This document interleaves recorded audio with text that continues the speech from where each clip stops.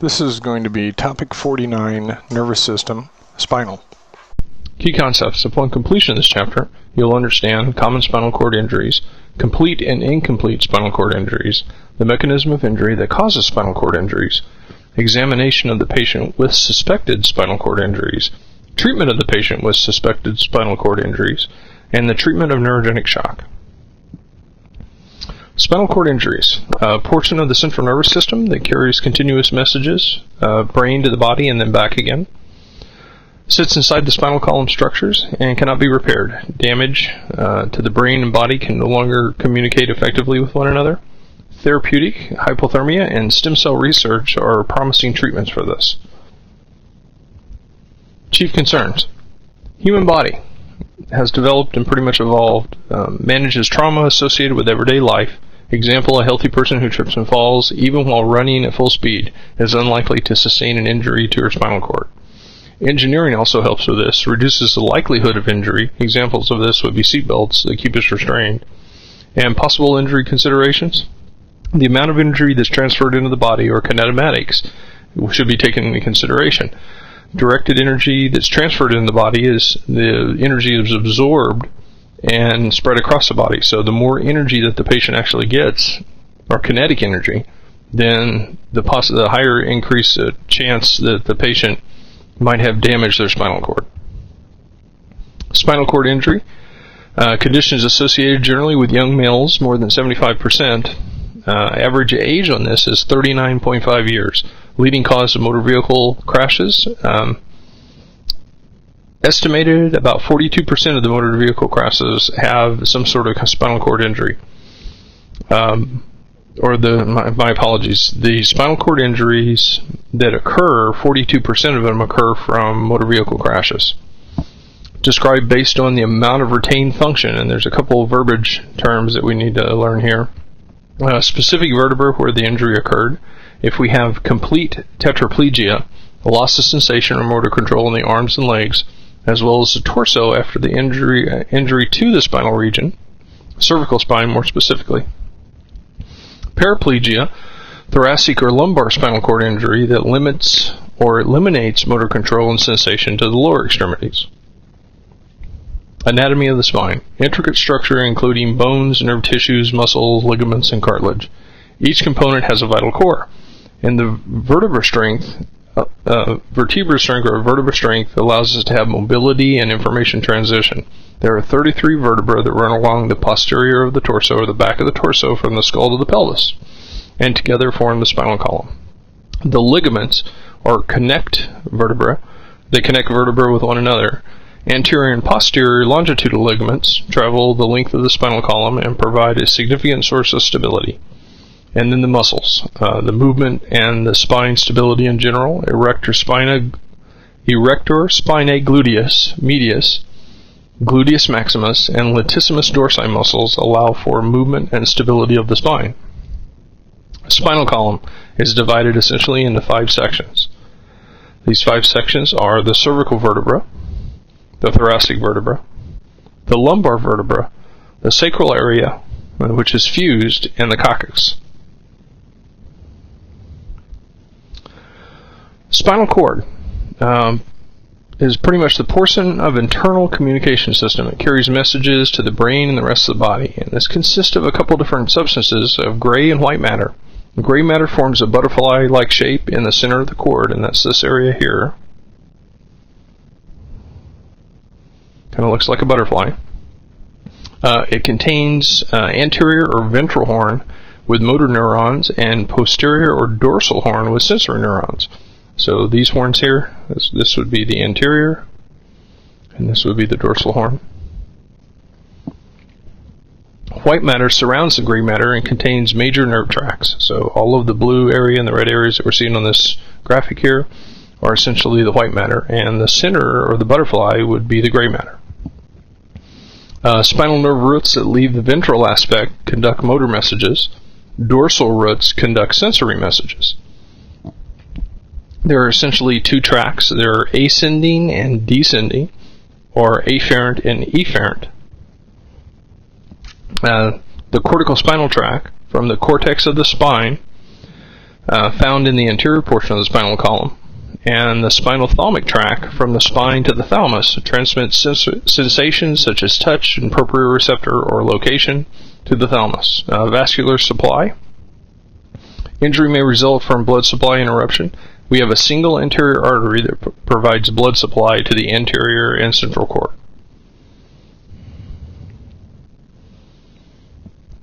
Spinal column injuries.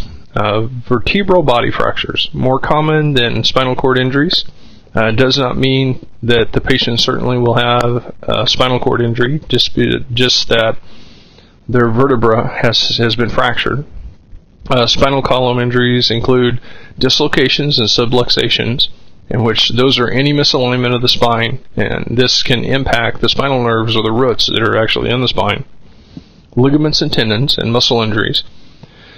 Injury to the soft tissue and the back account for a vast majority of pain-producing back injuries.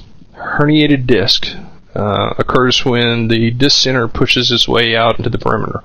And since the nerves are all coming out of there, very simply it can apply pressure on there and cause nerve damage, all kinds of painful stuff. Spinal cord injuries continued here. They can be complete or incomplete. It depends on the amount of cord that's involved. This includes complete transections, which can occur at any level and will eliminate the transmission and reception of all messages below the area of the insult or the injury. Anterior cord syndrome, damage to the anterior portion of the spinal cord, and this primarily affects motor neurons.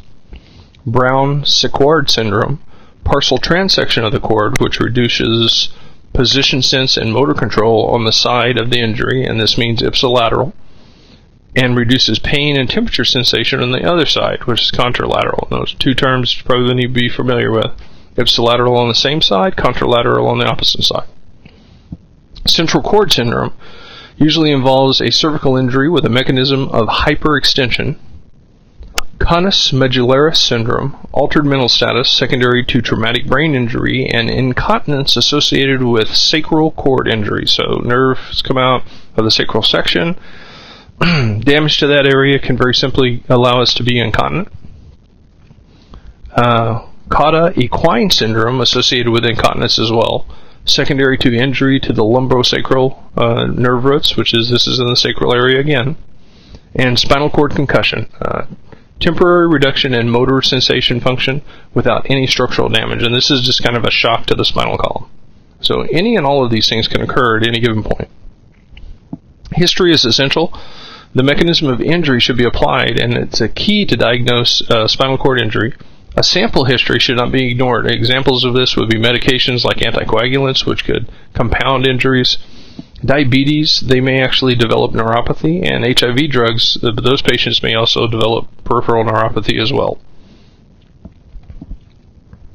Mechanism of injury, several factors to consider. Kinetic energy that was applied, and this is Newton's law, that a body in motion stays in motion until it's acted upon by some outside force. Flexion, the spine moves with flexion when it's bent forward, and extension, the spine moves with extension when it is bent backward. Rotation, spine moves in a circular motion along its longitudinal axis. Distraction, the cord is stretched beyond its normal length. This could cause damage or transection to the cord. Compression, force is applied directly to the long axis of the spine. Penetration, any kind of solid objects, knives, spears, machetes, can harm the spinal cord if they pierce the cord and become lodged in it. Or a combination, any of the above combined together. Body moves in a variety of directions and is exposed to numerous forces. A rollover with an ejection would be an example of this, where the kinetomatics would suggest I can't even contemplate how many different fulcrums that patient had on their spine. So a high index of suspicion should be taken with that type of patient. Examination. Perform through examination before making any kind of treatment assessment or any kind of treatment considerations, and consideration on that should be assess the situation and the mechanism of injury, identify any pre-existing conditions, examples of this, age over 65, suspected atlantoaxial instability, and that's a C1, C2 instability, or neck, possible cervical spine injury, Assess the patient for examination and reliability. The patient's kind of got to be calm and cooperative for you to do a good neural exam, and it must be accurate. Any kind of painful, distracting injury, be patient with the patient, because that may be distracting them from an actual injury that they actually have. Evaluate for indicated physical findings on this. Abnormal sensory exam would be high on our list, poor motor response, or pain along the spine in any form or fashion. Primary assessment, considerations, ventilatory function, devastating spinal cord injuries, the consequences, it could take out a respiratory drive. In circulation, we could have neurogenic shock and hypotension. Dermatomes, now we probably haven't talked about these since A&P. However, the body areas are innervated with specific spinal nerves. Crucial for the paramedic to be aware where the neurological deficit begins and if there's any change in them during care or transport. That could suggest swelling or progressive spinal cord injury. Detailed spinal examination, neurological examination establishes a baseline. So as quick as you can, get a neuro exam on board. That gives you a baseline to kind of go off of. And then perform a head-to-toe assessment. And continue those if you find any abnormalities throughout the transport. Assessment. Patient with a potential spinal cord injury. The paramedic must process and apply a great deal of information whenever looking at a patient like that. Suspecting spinal cord injury, any likely situations for that would be an unconscious patient that has paralysis or spinal pain that would identify key clinical indications. Unlikely situations on this, isolated extremity injury, low-speed crash, etc. But please err in favor of the patient. If they have spinal cord injury with what you looked at as a low-speed crash, they could still have done damage. Selective spinal immobilization. This came from Canada, Nexus and Canadian C-spine rules, and it is assessed and done through physical findings. So the patient without spinal cord injury is generally stable and alert, and this is a generality. And these criteria that come out of Canada were transferred into protocols in the U.S. for EMS systems. The National Association of EMS Physicians contraindicated to selective spinal cord immobilization. As far as their criteria goes, anybody with an altered mental status, anybody that would be intoxicated, or if they had any type of painful, distracting injury, err in the patient's favor and immobilize them in C-spine. As far as treatment goes, treatment of the spinal cord injury patient always starts with the airway, like all trauma patients. Life threats are identified and treated, then the paramedic should immobilize the patient. Any problems dealing with the ABCs we need to correct, or start correction within the first 30 seconds to a minute. As far as airway management goes, the patient with a high cervical spine injury may lose their ability to control their diaphragm, their intercostal muscles, or both. Patients experiencing respiratory distress require careful airway management. Examples of this, oral trauma intubation, and remember, whenever the C collar is on, there's low movement or a decreased amount of movement of the jaw forward. So this is going to reduce your view of the glottic opening. Just be aware of that. BLS life support airways, blind insertion devices like a supraglottic airway, or remote viewing laryngeoscopes may be applied as well. This will be like a kaleidoscope. Manual C-spine stabilization and cervical collars as well complicate the matters of airway management. Spinal motion restriction.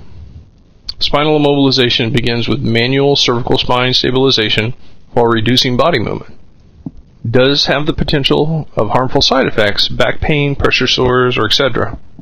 Devices used on this are going to be C-collars, short and long spine boards. In evaluation, nerves within the spinal column or spinal cord maintain the physiological stability of the body. In spinal cord injury, this can lead to fluctuations of vital signs like heart rate, temperature, and etc. Paramedics should assess, reassess, and be prepared to intervene to help stabilize. Physiological reactions to spinal cord injuries. Tearing or severe spinal cord injury begin with a series of reactions. Examples of this would be spinal shock. Motor control and sensation below the site is gone. Neurogenic shock. Systemic manifestations like vasodilation may occur. Complication on this would be any type of hemorrhagic shock. Careful evaluation and rule out all the causes of this type of shock before deciding that the patient has neurogenic shock. Example, if you have a patient that's in hemorrhagic shock and you decide to use the alpha agonist like norepinephrine, that would be detrimental to the patient that has a low amount of blood. But if they are truly in neurogenic shock, then that medication would be helpful. Disposition. Center for Disease Control, from their criteria, a patient with paralysis should be transported to the trauma center based on the availability of specialists that they may have. Patients without paralysis should be transported also to a trauma center based on the physical findings and regional protocols. Carefully document all physical findings. The patient may face massive expenditures and may seek compensation for this or redress for this in court. In conclusion, spinal cord injuries, they're relatively infrequent, but if present, have profound impacts. The spinal column has vertebra, ligaments, intervertebral discs, muscles, and the spinal cord. Most serious injury is going to be injury to the spinal cord. Dermatomes are body regions, and they may indicate which nerve carry the messages. If you have any questions concerning this topic, feel free to give me a call. My name is Roy Smith, SmithRx, AmericanEMSOK.com, or 405-492-8243. Thank you.